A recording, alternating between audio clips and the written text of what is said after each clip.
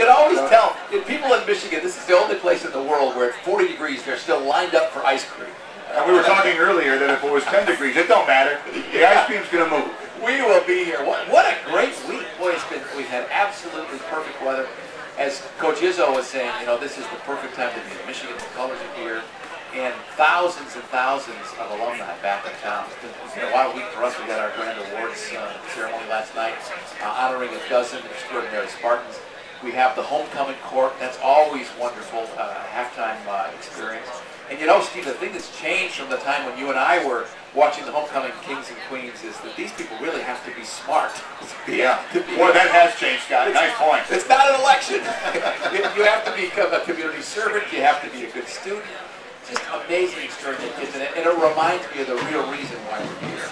One of the things that I love about what Coach Izzo, Coach Antonio, and Susie, and Rick Comley, and everybody in athletics do is they don't just build good athletes, they build great men and women.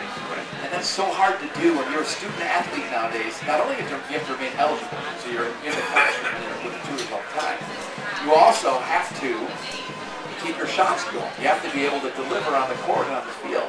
And somewhere in there, you got to have a personal life too.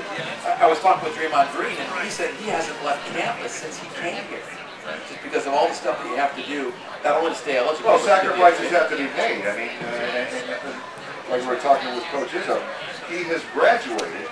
83%. 83%. That's an incredible number when you think about programs, especially with the farther south you get. We're lucky to keep those guys a couple of years before they go pro. Well, Scott, obviously homecoming week culminates with the battle we'll see shortly after noon, the Spartans and Fighting Alumni. But I'm sure you've been busy throughout the week with so many events here. It's something. It actually started for us a week ago when we were all down in Ann Arbor, and we had really a wonderful welcome from the University of Michigan and President Mary Sue Coleman and the gang down there. Made us feel pretty good.